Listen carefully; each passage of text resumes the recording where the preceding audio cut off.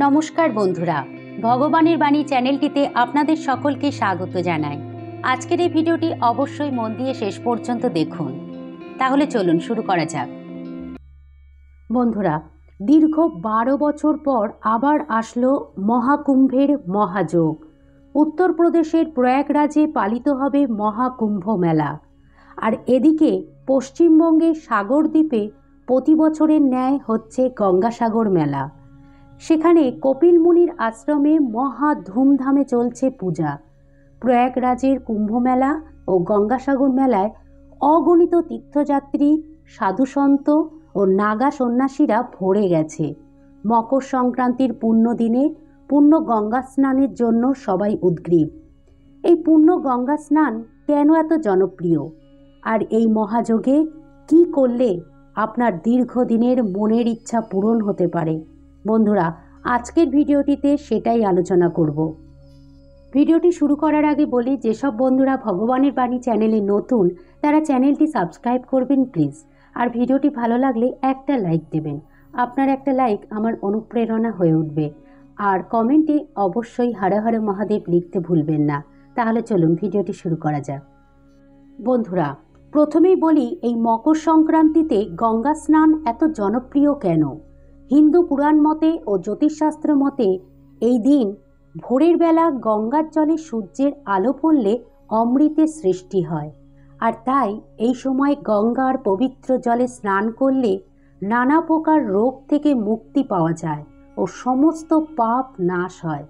তাই সনাতন হিন্দু ধর্মের মানুষেরা এই দিন গঙ্গা স্নান করে।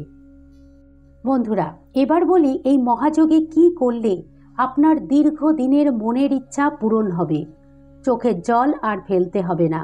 এই প্রসঙ্গে একটি সত্য ঘটনা শুনুন। দরিদ্র ঘরের মেয়ে প্রিয়া সংসারে অভাব অনটনের মধ্যেই বড় হয়ে উঠেছে। তার বয়স 17 হতে না হতেই বিয়ের জন্য সম্বন্ধ আসে। তারা বেশ ধনী, তাদের কোনো চাহিদা ছিল না। তারা একটা ভালো মেয়েকে বউ করে নিয়ে যেতে চায়, এটাই তাদের চাহিদা। তাই দেখাশুনো হওয়ার কিছুদিনের মধ্যে তার বিয়ে হয়ে যায়। বিয়ে করে প্রিয়া শ্বশুরবাড়ি যায়।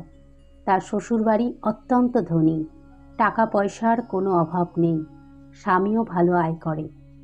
বিয়ের পরে কয়েক বছর বেশ সুখেই দিন কাটে প্রিয়ার। বিয়ের 4-5 বছর পর সে গর্ভবতী হয়। খুব আনন্দ সকলের মধ্যে। তবে এই আনন্দ তাদের ভাগ্যে বেশি দিন থাকলো না। প্রিয়ার সন্তানটি হওয়ার কিছুক্ষণ পরেই, পৃথিবীর আলো দেখার আগেই শারীরিক অসুস্থতার কারণে পৃথিবী ছেড়ে চলে যায়। এই মর্মান্তিক ঘটনায় প্রিয়া ও তার পরিবারের সকলে খুব ভেঙে পড়ে। অত্যন্ত মনের দুঃখে তাদের দিন কাটতে থাকে। মনের ভিতরে এক চাপা কষ্ট নিয়ে প্রিয়া সংসার করতে থাকে। আজ 10 বছর কেটে গেল। প্রিয়া এখনও নিঃসন্তান। ডাক্তার বলে দিয়েছে তার শরীরে এমন কিছু সমস্যা দেখা দিয়েছে যার ফলে সে আর গর্ভবতী হতে পারবে না। এরূপ সংবাদে প্রিয়া একেবারে ভেঙে পড়ে। প্রিয়া মেয়েটি খুবই ভালো মেয়ে।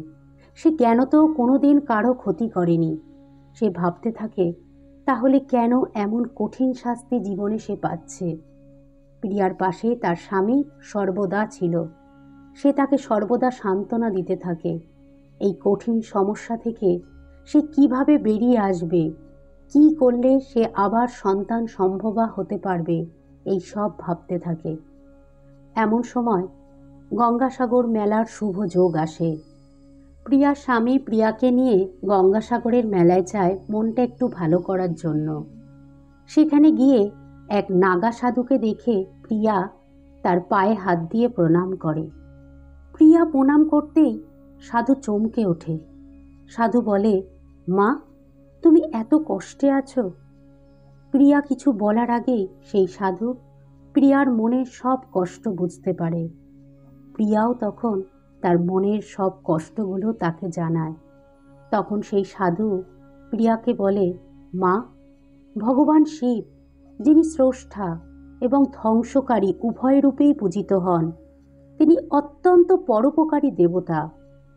প্রতি সোমবার ভগবান শিবের পূজা করা ও একটি মন্ত্র জপ করলে একজন ব্যক্তি অত্যন্ত শক্তিশালী হয়ে ওঠে। সূর্যোদয় এবং সূর্যাস্তের সময় এই শিব মন্ত্রটি উচ্চারণ করলে ভগবান শিব খুবই মুগ্ধ হন। প্রিয়া বলল, সাধু বাবা, কি সেই মন্ত্র, আমায় বলুন। সাধু বাবা বললেন, ওং নমো ভগবতে রুদ্রায়। এই মন্ত্রটি প্রতিদিন ভোরবেলা 108 বার পাঠ করবে। আর এই মন্ত্রটি পাঠ করার সময় উত্তর ও পূর্ব দিকে মুখ করে বসবে, মনে কোনো বাজে চিন্তা রাখবে না। এভাবে এই মন্ত্র পাঠ করো। আর এই মকর সংক্রান্তির দিন গঙ্গার জলে ভগবান শিবের নাম উচ্চারণ করে পুণ্য স্নান অবশ্যই করবে। এই শিব রুদ্র মন্ত্র জপ ও পুণ্য স্নানের দ্বারা তোমার মনস্কামনা পূর্ণ হবেই। সাধু বাবার কাছ থেকে এমন কথা শুনে প্রিয়া অত্যন্ত খুশি হলো ও তার কথা মতো মকর সংক্রান্তির পুণ্যযোগে গঙ্গা স্নান করে বাড়ি গেল। বাড়ি গিয়ে প্রিয়া প্রতি সোমবার ভগবান শিবের পূজা করতে থাকে অত্যন্ত নিষ্ঠা সহকারে ও ওং নমো ভগবতে রুদ্রায় মন্ত্রটি 108 বার পাঠ করতে থাকে। এরূপ সাধনা সে নিষ্ঠা সহকারে করতে থাকে। তার প্রায় 1 বছর পরেই প্রিয়ার জীবন একেবারে বদলে যায়। সে আবার গর্ভবতী হয়। ডাক্তারদের পরীক্ষা নিরীক্ষা ভুল প্রমাণ করে একমাত্র ভগবান শিবের কৃপায় সে যে আবার নতুন করে বাঁচতে শেখে। আজ সে একটি ফুটফুটে কন্যা সন্তানের মা হয়েছে। ভগবান শিবের এই মন্ত্রপাঠ ও গঙ্গা স্নানের যে এত গুরুত্ব থাকতে পারে সে যেন ভাবতেই পারছে না। শুধু সে নয়, ডাক্তারেরাও অবাক হয়েছিল প্রিয়ার গর্ভবতী হওয়ায়। প্রিয়া এখন তার স্বামী, সন্তান ও পরিবারের সকলকে নিয়ে খুব ভালো আছে। বন্ধুরা, গঙ্গাসাগর মেলায় প্রিয়ার যাওয়া, নাগা সাধুর সাক্ষাৎ ও পূর্ণ গঙ্গা স্নান প্রিয়ার জীবন সুখ ও আনন্দে ভরিয়ে দিল।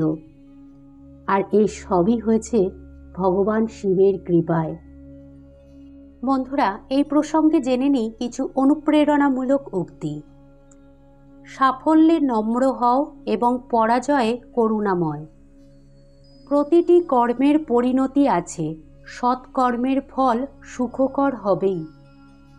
যখন মন শুদ্ধ হয়, আনন্দ ছায়ার মতো অনুসরণ করে, যা কখনো ছেড়ে যায় না। মুক্তির পথ সহজ নয়, তবে চেষ্টা সার্থক, তাই সর্বদা চেষ্টা চালিয়ে যাও। দেবত্ব তোমার আমার সকলের মধ্যেই আছে। ওং নমঃ শিবায় মন্ত্র জপ করে সেই দেবত্বকে ফুটিয়ে তোলা যায়। বন্ধুরা, আজকের ভিডিওটি এই পর্যন্তই। ভিডিওটি দেখে উপকৃত হলে ভিডিওটি শেয়ার করবেন প্লিজ, যাতে অন্যরাও উপকৃত হয়। হর হর মহাদেব। ধন্যবাদ।